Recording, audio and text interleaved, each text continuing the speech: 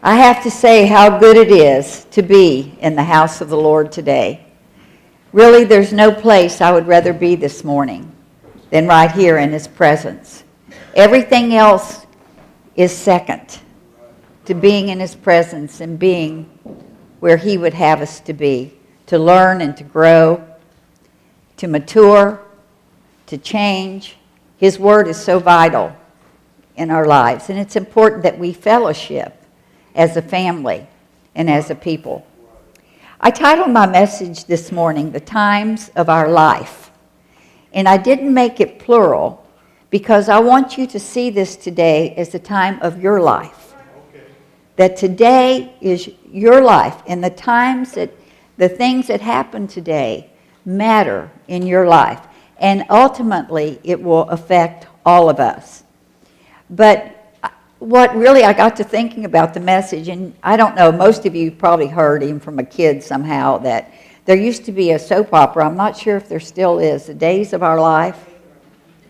And that I got to thinking about that after I titled my message. And I remember the saying, and they used it as a metaphor. And it said, like sands through the hourglass, so are the days of our lives. And I looked it up and I thought, well, why would they do that? What was it they were wanting to make a point on? And so I went in, Googled it, and it says, in an hourglass, sand travels from the upper bulb slowly past the neck, little by little, but eventually it all passes down to the bottom. So what they were literally saying in that, because I said, okay, what do they want to say? And it was that time is inevitable. It's incapable of being avoided or evaded. Time is certain, time is sure, and time is inescapable in our life. And in Ecclesiastes chapter 3, verse 1, it says, for everything, and I'm going to say, and everyone, there is a season. There's a time for every activity, everything that you do under heaven. There's a time. And I listed all of the times that Solomon, that was mentioned in this word, and I did it one by one. Usually they clump them together and like death, life, so forth. But it's something, if you just listen, that all of us will experience sometime, someplace in our life. So he says there's a time for everything. There's a time to be born. And then there's a time to die. There is a time to plant, and there's a time to harvest.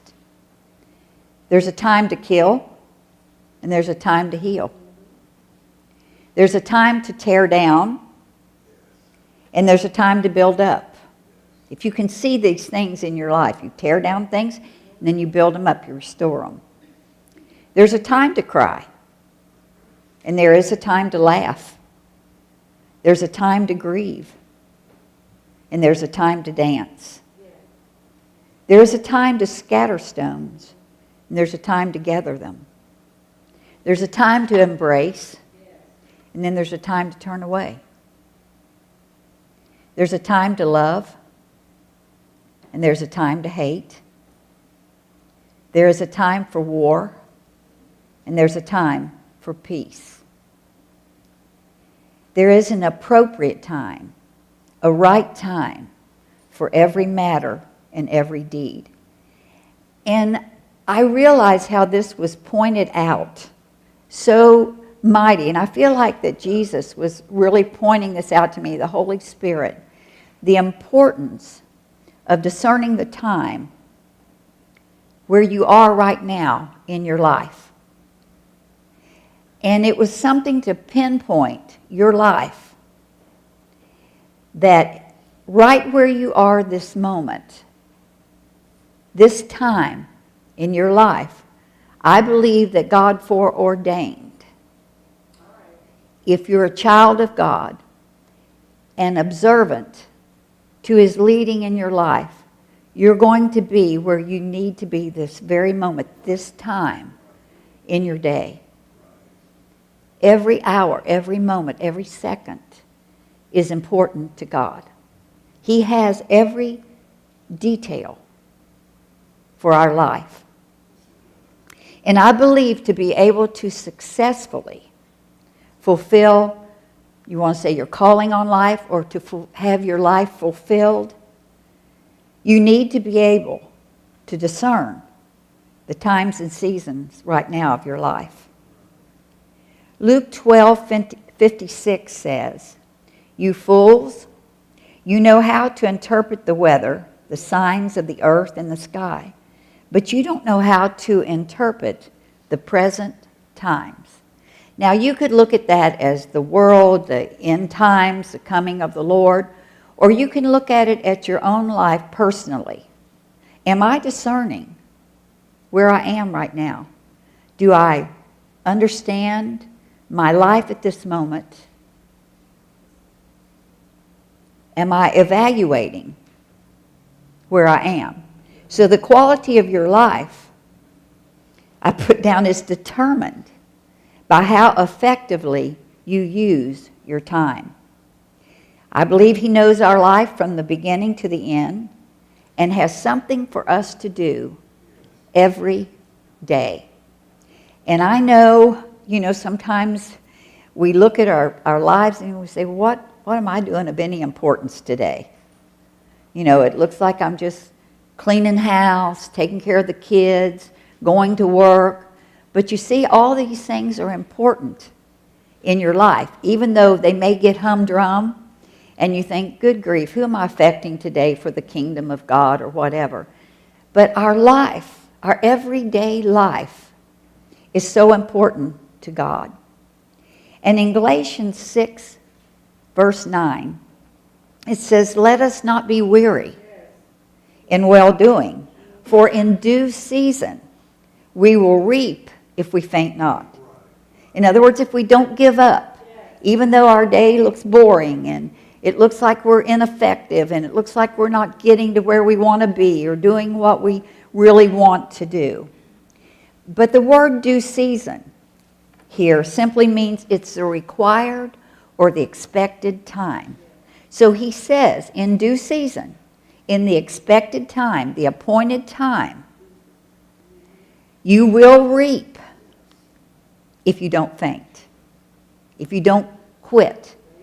And he just was bringing this out so strong to me, because so many times we go through life just, I'll be glad when today's over. Just give me tomorrow. And I even said downstairs, it's a new day. Today is a new day. Yesterday's gone, we'll never get it back. But today is a new day, a new beginning. That's why I believe he gave us days, so we could have new beginnings. Because sometimes yesterday looks so bad, I don't ever want to do that day again. Anybody ever been there? I know I have. I can't name the times that I wish get me out of today. I just don't want to face the things that I'm facing today. But to God, our life is to be progressive, and therefore I believe that God has ordered our seasons and times for our lives to literally bring us to a place of maturity, of readiness, and productivity. So every day of our life is to bring us to maturity. I'm probably older than a lot of people here, but I've learned that you grow, you mature. Things you did 10 years ago, you think, oh, good grief, why did I even sweat that? And all the time we wasted worrying about something that he said, why worry about tomorrow? I've got you. Just trust me today, where you are today. So if you can just, I believe this is so much for everyone sitting here today, and for myself, even as I studied this message. We want things to be better. All of us do. But there's things we have to get through in life. The mistakes, all of the different things. But they're all to help us to grow. They're to help us to get things out of our life. They're to help us to mature. And if you don't mature, you'll never see what you need to cut off, or what you take hold of, or what's been handed down from generation to generation. You'll never see it if you don't experience a lot of the things that we go through. So today I just want to talk to you a little bit about how to properly deal with the seasons of our life. This, affects me too, because sometimes I need to be reminded, all of us need to be reminded, we're none so spiritual that we have it all together. We're all constantly growing and going forward. But in Ecclesiastes, it really points out the time and the season for everything. And like I said, as I got older in my life, I can look not only at my life, but at the lives of others. Many of you I dedicated to the Lord. I've known you, feel like I have raised you through the years and saw your life unfold before my eyes, many of you here. And that, actually graduating from college and everything. So I wanted to bring this message, just in 3 little parts. And I want you to explain today what a season is and how significant where you are right now is important. And then I want you to look at what happens when you miss a season. And then we're going to look at what happens when you get ahead of a season in your life. And we're all capable. We've probably all missed seasons in our life, and we've probably all tried to get ahead of God in our life. So again, to everything, there is a season and a time for every purpose. There is an appointed time for us, and we need to grab hold of that truth today. A season is a time that's characterized by a particular circumstance or feature. If you actually look at seasons in nature, then you can get a general idea of how seasons work. In nature, we have winter, spring, summer, and fall. In nature, things come forth, they grow, they fulfill their purpose, and die. But there's a purpose for that. So if you notice that in the winter and spring, they're literally times of preparation. In winter, the ground gets very cold and freezes, but it kills germs, it kills bacteria, and things that could be harmful to you and to the crops. So plants that have died during the previous season, they decay and they help replenish nourishment to the soil. So then as late winter and early spring comes, the soil is plowed and made ready. Seeds are planted, nurtured, and grow. Then in the summer and fall, crops mature and they're harvested. Then the farmer sells the crops for money to support his family and to enjoy their labor. But I want to make this personal about a season in your life. It's a time frame that has been allotted for something to happen. It's a time frame. In Genesis 8, verse 22, as long as the earth remains, there will be planting and harvest, cold and heat, summer and winter, day and night. God has arranged things here on earth and in our lives to operate in seasons. And as I was thinking about that, how we're made from the dust of the earth.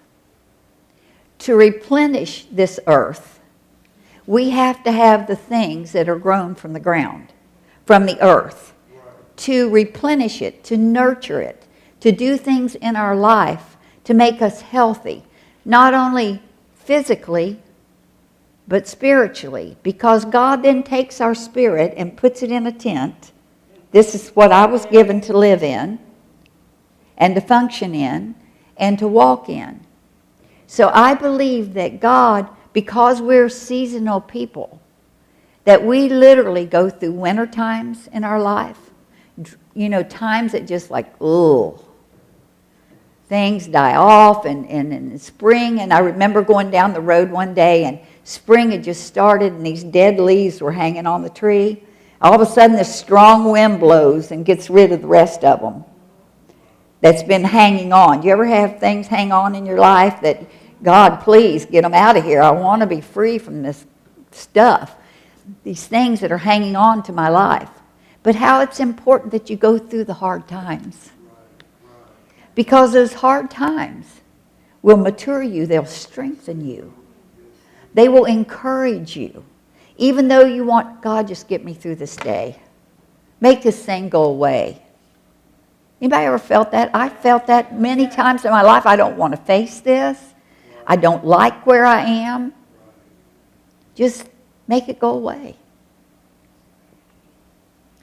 So, like I said, if you compare the natural and the spiritual, like God said in marriage, husbands, love your wife. He compared that to Jesus loving the church, that we're his bride. So God always compares us because it works just in a different way, that he's saying to us, yes, there's seasons on the earth, but there's seasons in your life. There's appointed time for things to die. There's appointed time for things to die in your life. There's an appointed time for new life to start coming forth. But you have to go through the seasons. Example for like a farmer. He wants to produce a large crop. There's something he wants out of this. That's why he works as a farmer, because he understands that there's things that you have to do. And you cannot get the profit until you go through the process.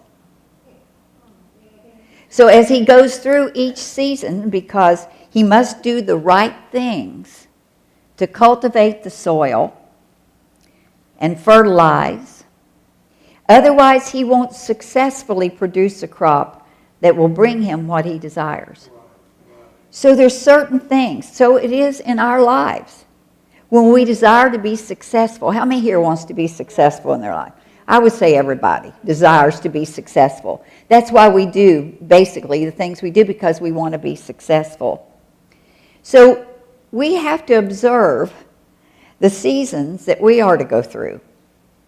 And I felt like I was saying that so many people don't observe where they are.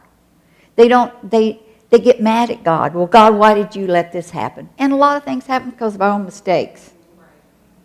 But he knows we're going to make those mistakes. But those mistakes can be corrected. Maybe not the way that you want them to be, or you wish this, and you make wrong decisions. Anybody ever made a wrong decision? And wish, oh my goodness, but yet you try to make it right. But I think even the wrong decisions in our lives, there's a purpose for them. Because nothing will change our thinking if we don't allow the process. So when you think about it, I say it's common sense. When we realize that God has a plan and purpose for our lives, we say that so easy. Well, yeah, and just throw things off and all. But in our lives, when we desire to be successful, like I said, we've got to know where we are, and we have to go through things and do the right things as we pass through our seasons. We've just gone through a time of young people graduating. And I think it's so cool. We were here for our young kids to graduate kindergarten. And then we've seen our kids graduate high school. But that's basically the parents' decision to work to make sure your kids get educated, to make sure that they can be successful in life. Because without the schooling, without the learning, they're not going to be successful.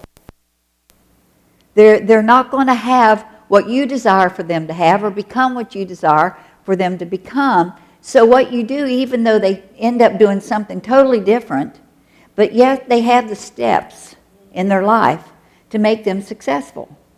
And not only I felt like I could give my kids two things in life that would help them to be successful.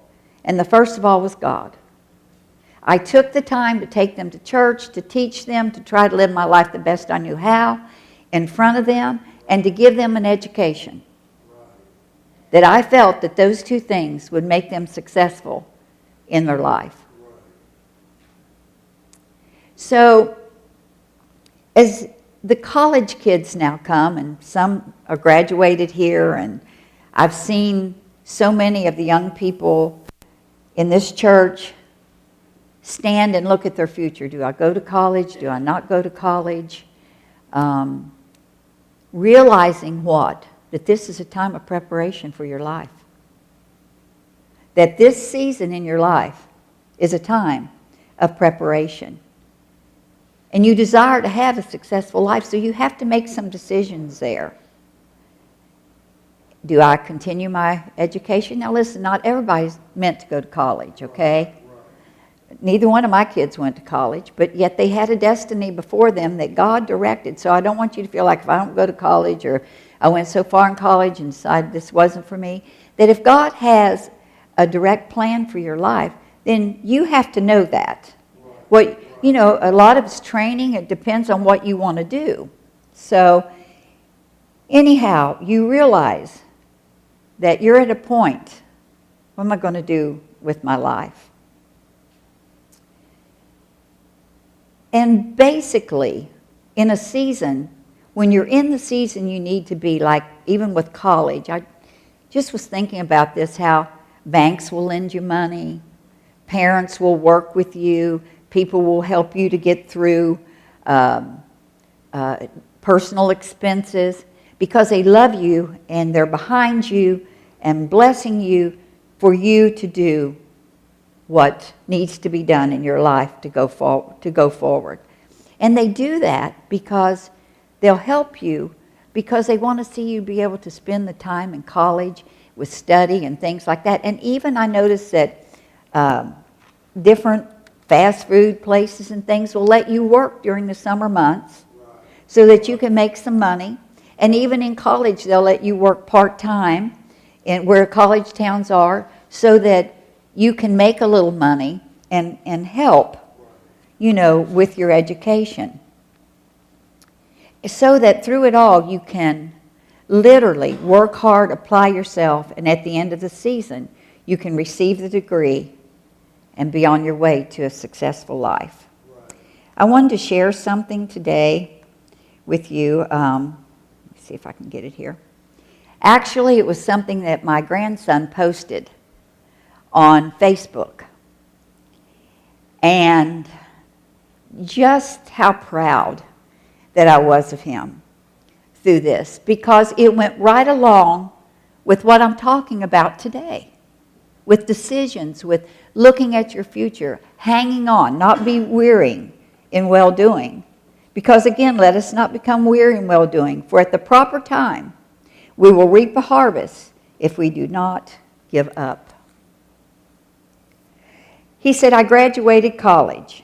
2 weekends ago, I was blessed to have graduated alongside 3 childhood friends and my beautiful bride at Oral Roberts University.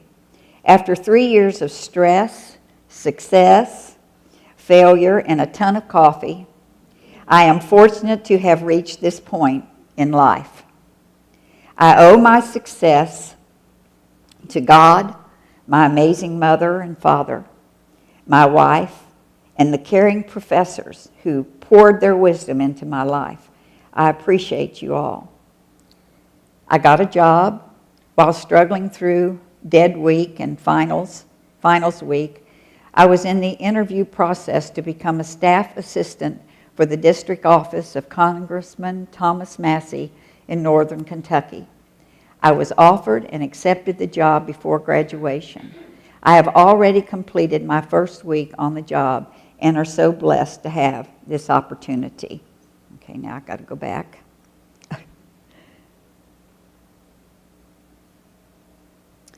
Then we got a car. When my wife and I came back from our honeymoon last week, we were surprised with a car. A loving family in our church gifted a minivan for my beautiful wife, Becky. We were in the process of looking for a car, but the Lord decided to take care of our needs. And then he says, God is so faithful. For those who are not aware, the last 9 months of our lives have been the most painful and challenging to date. We have experienced everything life can throw at us, but we have finally made it to our great reward. Marriage. Satan has tried everything to steal our joy, peace, strength, and praise. But we thank Jesus because he got us through this storm. When you go through seasons of your life and you're doing what you need to do, it doesn't mean you're not going to have storms or troubles or things that will hit you in your life. But if you don't become weary in well-doing in that season in your life, you can have a harvest. And I want to encourage you today, because there's a lot of young people here and our kids and parents that are raising kids, that if you can remember this message, and if you can think about it and talk to your children and encourage them in a right way. No, things are not always going to be perfect. You're going to make mistakes. You're going to do things. You're going to go through things you wish you had never, ever gone through. But what happens when you miss a season in your life? Basically, you don't have the wind at your back. You don't have all of those things that you would have had if you were in season. You all understand that, don't you? Because when you make preparation for college, there's a momentum there with people. There's a momentum with things around you to help push you towards your direction. So when you miss a season and you decide to go a different way, when you come back, it's not going to be easy to do this. Say all of a sudden you decided to wait on college and you're 30 years old now. You're married, you have 2 kids, and you want to go to college. And you've seen, now I know I need to do something or I'm going to be doing this job for the rest of my life. Anybody ever been there? I mean, come on, we've all been in places, we wish, if I'd done this or done that.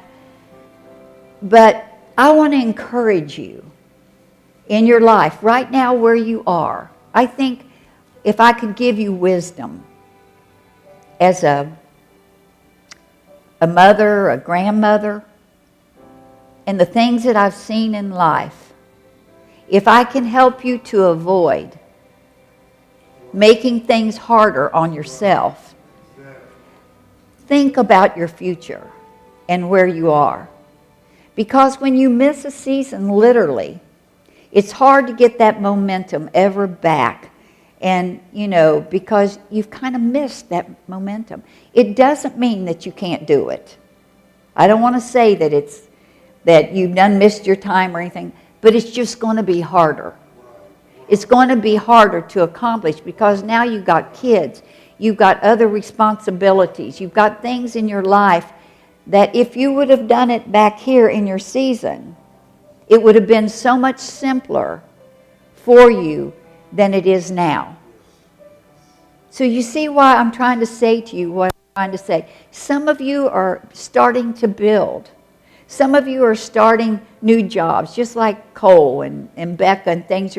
They're starting out, but I believe they're in their season. And how God, when you stay in your season, the flow is much easier in your life. And it's a wonderful, wonderful thing. There is a proper season. So what happens if you try to get ahead of God in your season? And I thought to myself, somebody in the Bible did that. I know they did, because he wouldn't bring all this up if it wasn't something for us to learn from. Guess who? Abraham and Sarah, who came to my mind.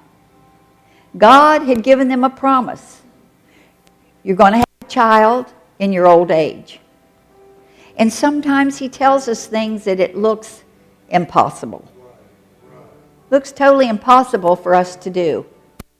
Or we're thinking, I'm too old for that. Good grief. But how that God said this was going to happen. How many of you are sitting here today that God's told you something's going to happen that you haven't seen happen yet? I'm right here. But he's spoken things to me that if I'll stay somehow if I've got out, somehow I try to get back in that season to see all that he's done. And he can do that. Because there is a time to tear down, and there's a time to rebuild. He knows our lives inside and out. So here's Sarah and Abraham got tired of waiting on God. So they said, well, we're going to do something about this. So, of course, she decided to have him to be with the slave girl and produce a child. And we all see the results of that child today. The Mideast, all of that, Islam, all of that stuff. Our lives make a difference.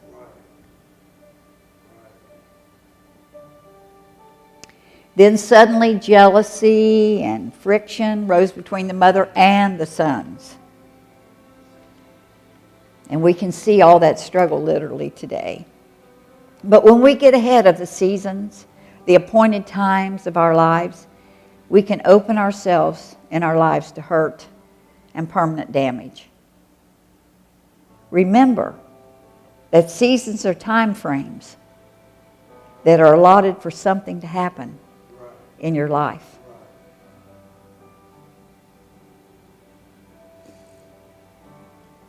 In order to literally take advantage of the benefits, and there are benefits if you take advantage to the season that you're in, that during that time, where the season there's a storm or whatever it is that you're going through now that still's not been resolved, then you ask God to show you what you need to do at this season in your life. Give me instruction. Instead of being mad at everybody, offended and hurt, because hurts bring you nothing but more destruction. What do I need to do? Help me to know what I need to do to build my life to stay in season with you, and everything else will fall where it's going to fall. But you have to keep your life in order and your life right. Because when we were talking about offenses down in the office today, because when someone's offended you, without even knowing it, sometimes you will, when their life comes into view, you will just automatically and push aside or do whatever because of that hurt in your life. Get it out. It's not worth someone destroying your anointing, because that will hurt you basically more than it will hurt the other person. So I just feel like that all the things that in our seasons, because like Cole was saying, many hurts, things have happened, things in the past that just makes you want to shut your life out in areas of your life. But when your heart is right toward God and you ask Him to help you to do the right thing in this season so that you can produce the right results in your life, that if you do the right things in season, you will reap a harvest. You'll reap a reward.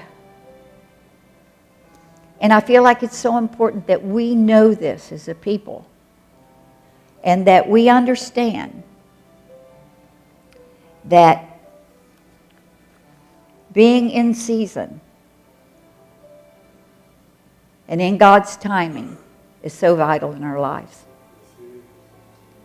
And I pray today that you heard this and that you got some wisdom from someone that's, they say old age. That's part of what you can get. That's one good thing. I'm trying to find good things. That's one good thing, is that you do have wisdom from the things you've seen, the things you've been through, and that you've matured. And that you become productive in your life. So I want to pray for you this morning. And some of you are sitting here today that maybe you've never asked Jesus Christ to come into your life. This could be your season, your time for your life to totally and completely change.